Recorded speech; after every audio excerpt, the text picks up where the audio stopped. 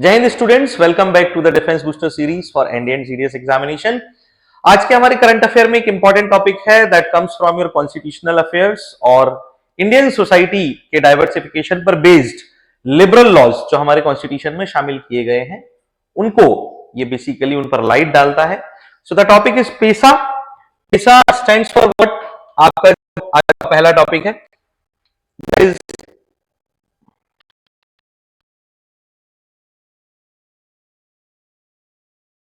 भैया जो होगा वो क्या होगा? पंचायत एक्सटेंशन।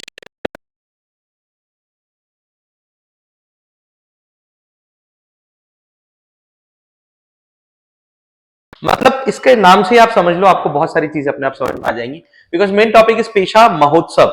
बट पेशा महोत्सव की जब हम बात करते हैं तो हमें पेशा तो समझ में आया पहले, तब तो हम महोत्सव की बात करेंगे। तो जिन लोगों को इसके बारे में नहीं पता थोड़ा सा ध्यान से सुनिए। और आज की डेट में ये एक बहुत इंपॉर्टेंट मैटर ऑफ डिस्कशन चल रहा है हमारे देश में फिलहाल। तो बेसिकली आप ऐसे समझ सकते हैं कि इसमें पंचायत आप सभी को पता, जिन लोगों को नहीं पता वो आसानी से समझ सकते हैं कि जिस तरह से हमारे देश के कानून यानी कि हमारे कंट्री के लॉज या लेजिस्लेशंस को तैयार करने के लिए, उन्हें फ्रेम करने के लिए और उन्हें इंप्लीमेंट करने के लिए पार्लियामेंट जैसी एक लेजिस्लेटिव बॉडी काम करती है, उसी तरह से स्टेट लेवल पर लेजिस्लेटिव असेंबली यानी विधानसभा जैसी एक बॉडी काम करती है।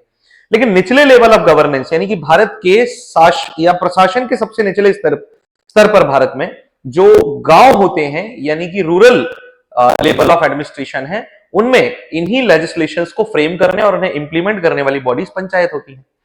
इन्हीं पंचायत का एक्सटेंशन शेड्यूल्ड एरिया में किया गया है इस एक्ट के थ्रू। अब ये है क्या, समझिए। पंचायत के वो कौन से एक्सटेंशंस हैं जो किए गए हैं? असल में शेड्यूल्ड एरिया क्या है पहले तो हम इसको भी समझ लें इसके साथ साथ।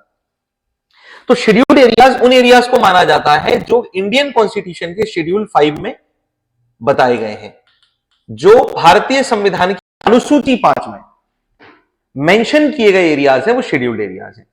और अनुसूचित क्षेत्र यानी कि शेड्यूल्ड एरियाज कौन से एरियाज हैं? असल में ये वो स्टेट्स माने गए हैं जिन स्टेट्स में रहने वाली जो पॉपुलेशन है उनमें ट्राइबल मेजोरिटी शामिल है यानी कि जनजातीय बाहुल्य शामिल है। मतलब ट्राइबल पीपल इन स्टेट्स में ज्यादा हैं जिनके वेलफेयर के बारे में हमें सोचना था, उनके एडमिनिस्ट्रेटिव वेलफेयर के बारे में हमें सोचना था, इकोनॉमिकल वेलफेयर के बारे में सोचना था, सोशल वेलफेयर के बारे में सोचना था, पॉलिटिकल वेलफेयर के बारे में सोचना था। तो ऐसे स्टेट्स को जब हम कॉन्स्टिट्यूशन को डिस्कस कर रहे थे तब बाबा साहब अंबेडकर ने इस कॉन्स्टिट्यूशन में एक अलग से शेड्यूल जोड़ा था जिस शेड्यूल में इन स्टेट्स को शामिल किया गया था। अब इन्हीं स्टेट्स में पंचायत को इंप्लीमेंट करने के लिए पेसा एक्ट लाया गया था। और इस पेसा एक्ट को लाया कब गया था? ये पेसा एक्ट एक कानून यानी एक्ट के रूप में 24 दिसंबर 1996 को लाया गया था, यानी 24/1996। तो क्योंकि 24 दिसंबर 1996 को ये एक्ट आया है, इस वजह से 24 December is every year being celebrated as the Pesa Mahotsav. इस बात को ध्यान रखना है। दूसरी चीज, इस साल इसे कहां ऑर्गेनाइज किया गया है? तो इस साल इसे ऑर्गेनाइज किया गया है विशाखापट्टनम में यानी आंध्र प्रदेश में। 2025 का पेशा महोत्सव कहां आयोजित किया गया है? विशाखापट्टनम में। सॉरी। अब जब हम पेशा एक्ट की बात करते हैं तो इसके लिए हमने देखा कि शेड्यूल्ड एरियाज के बारे में कि ये शेड्यूल्ड एरियाज कहां पर आते हैं भैया। तो हमें पता है अब कि शेड्यूल्ड एरियाज वो हैं जो कि शेड्यूल्ड 5 में मेंशन किए गए हैं इंडियन कॉन्स्टिट्यूशन के। और एट प्रेजेंट अगर आप जाकर देखोगे तो इंडिया में ऐसे 10 स्टेट्स यानी 10 आते हैं जिनमें शेड्यूल्ड एरियाज शामिल हैं, यानी कि जो शेड्यूल्ड एरियाज लिस्ट किए गए हैं। ये जो 10 स्टेट्स हैं, ये जो 10 राज्य हैं, इनमें सबसे पहला आता है मध्य प्रदेश, इनमें दूसरा आता है राजस्थान, इनमें तीसरा आता है गुजरात, इनमें चौथा आता है महाराष्ट्र, इसमें पांचवा आता है छत्तीसगढ़, इसमें छठवां आता है हिमाचल प्रदेश, इसमें सातवां आता है तेलंगाना, इसमें आठवां आता है आंध्र प्रदेश। ये आंध्र प्रदेश है ना, अरुणाचल प्रदेश नहीं है, एपी आंध्र प्रदेश है, मैंने लिख दिया ब्रैकेट में आंध्रा, उससे समझ लेना। इसमें नौवां आता है उड़ीसा, इसमें नौवां आता है उड़ीसा, 9th स्टेट है। And 10th last state is Jharkhand, right? So that is Jharkhand. अब ये जो 10 स्टेट्स हैं, बेसिकली इन स्टेट्स में देखिए हो क्या रहा है, निचले स्तर का प्रशासन भी ऊंचे अफसर तय करते हैं। कहने का मतलब यह है कि गांव में जो कुछ भी हो रहा है उसका डिसीजन स्टेट गवर्नमेंट्स मिलकर कर लेती है, और गांव में वही कानून लागू होता है। पंचायत के कानून, क्योंकि पंचायत का अधिकार इतनी सारी चीजों पर नहीं है, तो डेफिनेटली जैसे गांव में अगर आप बात करोगे पब्लिक ऑर्डर मैनेज करना, तो पंचायतों के पास पुलिस व्यवस्था तो नहीं, वो तो राज्य के पास है, राइट। गांव का अधिकार जिला कलेक्टरों के पास ही है। लेकिन अगर किसी एक पर्टिकुलर गांव को पेसा एक्ट के अंतर्गत शामिल किया गया है, तो यह अधिकार गांव की सुरक्षा से लेकर के गांव के संसाधनों तक पहुंच, यानी कि उनके रिसोर्सेज तक, रीच तक के सारे राइट्स किसके पास चले जाते हैं? पंचायतों के पास। जैसे कि अगर आप गांव में कोई माइनिंग करना चाहते हो, खदान खोदना चाहते हो, तो गांव की पंचायत जब तक हानि बोलेगी कोई कुछ नहीं कर सकता, इवन प्राइम मिनिस्टर भी कुछ नहीं कर सकता, प्रेसिडेंट भी कुछ नहीं कर सकता। गांव से सड़क निकालनी है, जमीन गांव वालों को देनी है या नहीं देनी है, ये पंचायत डिसाइड करेगी, राइट। गांव में किसी भी तरीके का जो बोल सकते हो लघु वनोपज है, माइनर फॉरेस्ट प्रोडक्ट्स होते हैं, जैसे तेंदुपत्ता हो गया, गोंद हो गया, है ना, जैसे कुछ लकड़ियां हो गई, कुछ जड़ी बूटियां हो गई, इन पर गांव के लोगों का अधिकार होगा। इसके बारे में रूल्स एंड रेगुलेशंस कौन बनाएगा? सिर्फ पंचायत। अगर कोई गलती से किसी गांव वाले की जमीन हड़प भी लेगा, तो पंचायत उसे वापस दिला सकती है। गांव में अगर कोई झगड़ा हो जाए तो पुलिस की जरूरत नहीं है, पंचायत चाहे तो अपनी ही व्यवस्था के अंतर्गत, अपनी परंपराओं के अनुसार जो पुरानी चली आ रही होंगी उनके हिसाब से सुलझा सकती है, दंड दे सकती है, कोर्ट का काम भी कर सकती है। तो ये अधिकारों का हम बोलते हैं जल, जंगल और जमीन का अधिकार, इसे पेसा अधिकार कहते हैं। कि पेसा एक्ट जिस पंचायत या जिस गांव को मिल जाए या जिस राज्य में मिल जाए, उस राज्य के अंतर्गत आने वाले जो जनजातीय गांव होंगे, ट्राइबल विलेजेस होंगे, उनके पास एक विशेष अधिकार हो जाता है जो अन्य पंचायतों से ज्यादा होता है। राज्य सरकार या केंद्र सरकार द्वारा बनाया गया कोई कानून अगर उस गांव की ऐतिहासिक परंपराओं, यानी कि जो उसके हिस्टोरिकल ट्रेडिशंस हैं, उनके अगेंस्ट है, तो उसे नेग्लेक्ट कर सकते हैं, उसे नल एंड वाइड डिक्लेयर कर सकते हैं, उस गांव में लागू नहीं होने दे सकते। तो ये सारे जो स्पेशल राइट्स हैं वो पेसा के अंतर्गत दिए जाते हैं। ये असल में हमने जंगलों में रहने वाले जो जनजातीय लोग थे, आदिवासी, जिन्हें हम अपना ह्यूमन हेरिटेज मानते हैं, मानव विरासत, उस ह्यूमन हेरिटेज को कंजर्व करने और प्रमोट करने के एम से बनाया था, ताकि वो लोग अपनी जिंदगी को अपने अधिकारों के अंतर्गत जी सकें, उनके जो सेल्फ डिक्लेयर राइट्स हैं, ताकि हम उसमें ज्यादा घुसे ना, उसमें इंटरफेयर ना करें। अदरवाइज ये एंडेंजर्ड हो जाएंगे, विलुप्त प्राय हो जाएंगे, और एक ऐसा आएगा जब हम अपनी इस विरासत को, इस हेरिटेज को खो बैठेंगे।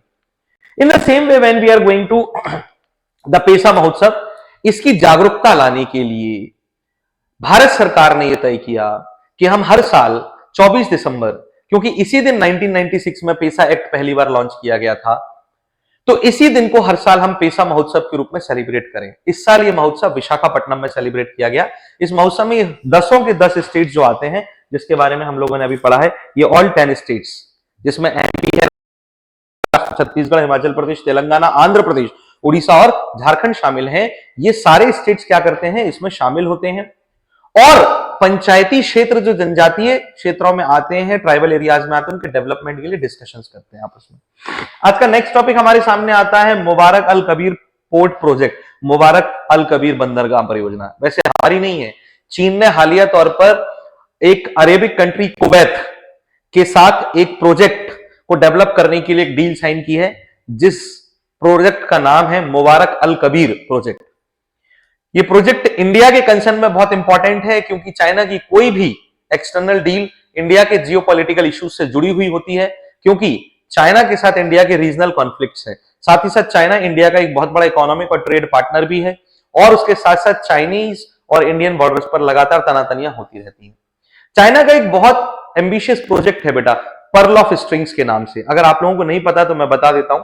इंडियन ओशन और चाइना सी में शामिल जितने भी देश भारत के साथ अच्छे संबंध रखते हैं, उन सभी देशों में चीन विकास का बहाना बनाकर, यानी डेवलपमेंट का एक एक्सक्यूज लेकर के एक पोर्ट डेवलप कर रहा है अपनी लागत से, यानी कि अपने पैसों से।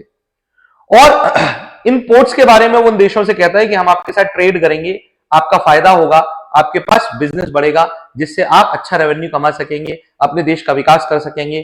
तो वो देश अपनी जमीन और अपना तट चीन के हवाले करते जा रहे हैं। एक समय पर चीन इसका मिसयूज कर सकता है, जैसे अगर भारत और चीन के बीच में कभी संबंध बहुत ज्यादा खराब हो जाते हैं और युद्ध की स्थिति बन सकती है, तो इन व्यापारिक बंदरगाहों को अन्य अन्य देशों में, जिन्हें चीन अपने नियंत्रण में ले लेगा, का यूज चाइना अपने नेवल बेस के तौर पर कर सकता है, जिससे इंडियन ओशन और साउथ चाइना सी, अरेबियन सी या रेड सी जैसे क्षेत्रों में चीन भारत को बहुत अच्छी तरह से घेर सकता है। तो शायद उसी का एक हिस्सा इसे माना जा सकता है कहीं ना कहीं।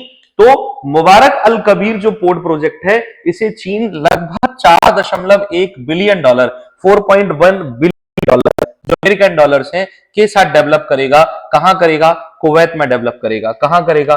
कुवैत में। हालांकि कुवैत के लिए ये बहुत ज्यादा मोस्टली एम्बिशियस प्रोजेक्ट है, उसे बहुत कुछ फायदा इससे होने वाला है 100%। ये कहां पर बनाया जा रहा है? ये कुवैत के तट पर बुबियान आइलैंड आता है। कौन सा आइलैंड है? बुबियान द्वीप, बुबियान आइलैंड, वहां पर इसे डेवलप किया जाएगा। चलिए नेक्स्ट है ब्रह्मोस एनजी। भैया यहां एनजी का मतलब है next generation. BrahMos next generation को जल्द ही टेस्टिंग में लाने के लिए हमें एक खबर मिली है, ये डिक्लेरेशन हमें मिला है कि ब्रह्मोस नेक्स्ट जनरेशन ऑलमोस्ट तैयारी पर है और इसका जल्द ही परीक्षण किया जा सकता है।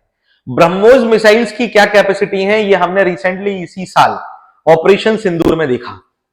और ब्रह्मोस मिसाइल दुनिया की सबसे शक्तिशाली मिसाइल वेपन्स में शामिल हुई। इसी ब्रह्मोस मिसाइल को अब नेक्स्ट जनरेशन के तौर पर भविष्य के युद्धों के लिए तैयार किया गया है और इसमें कुछ अपडेट्स लाए गए। अपडेट नंबर 1, इसका वजन कम कर दिया गया है। पहली चीज, ये लगभग 3 टन की मिसाइल थी, अब इस मिसाइल का वेट घटा करके लगभग 1.3 टन तक ला दिया गया है। इसका मतलब इसे हल्के विमान यानी कि लाइट कॉम्बैट एयरक्राफ्ट में भी यूज किया जा सकता है, जैसे कि तेजस एयरक्राफ्ट। और सुखोई में भी कैपेसिटी इसकी बढ़ा दी गई है। सुखोई MK-30I जैसे जो एयरक्राफ्ट हैं वो 5 ब्रह्मोस मिसाइल्स तक कैरी कर सकते हैं। ब्रह्मोस की खूबियों में सबसे महत्वपूर्ण तो यह है that it is capable to carry the nuclear explosives, यानी कि ये नाभिकीय विस्फोटक को भी अपने साथ ले जा सकती है। ब्रह्मोस मिसाइल्स अब 3.5 मैक के साथ अपडेट की गई है, यानी कि ये साउंड की स्पीड से भी 3.5 गुना ज्यादा तेज स्पीड से चल सकती है, 3.5 टाइम्स ज्यादा स्पीड से चल सकती है, ये इसमें बताया जा रहा है।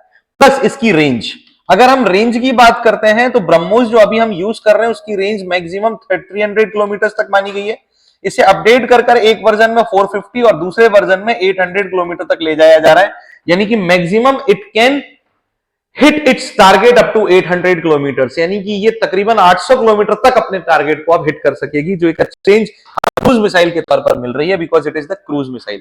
इसका वजन लगभग 50% तक घटाया जा रहा है।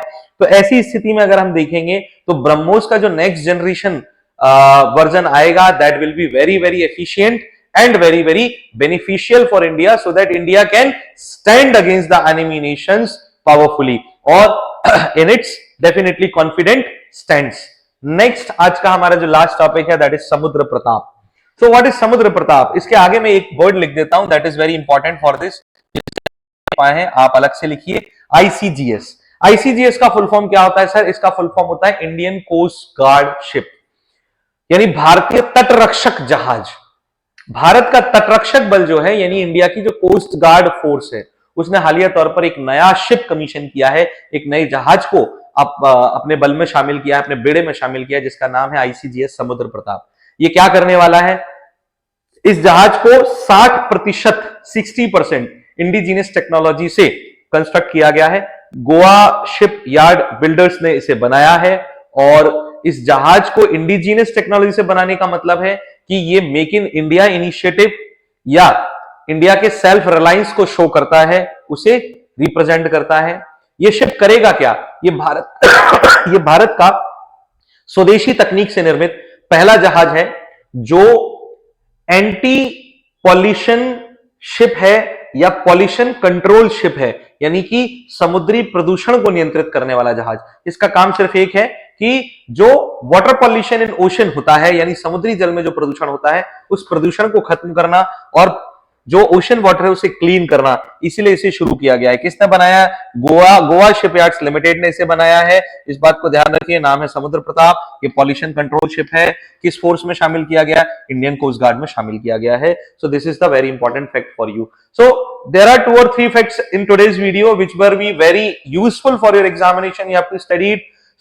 जैसे मुबारक अल कबीर बंदरगाह हो गया, आज का बहुत इंपॉर्टेंट टॉपिक है, उसे आप जरूर पढ़िए। जियोपॉलिटिकल इश्यूज में क्वेश्चन जरूर आपका मिनिमम आता ही आता है करंट अफेयर्स से। डिफेंस टेक्नोलॉजीज में भी आता है, जिसमें 2 हमें मिली है, समुद्र प्रताप और ब्रह्मोस, तो उसे भी आप पढ़िए क्योंकि आपके सिलेबस के अकॉर्डिंग है।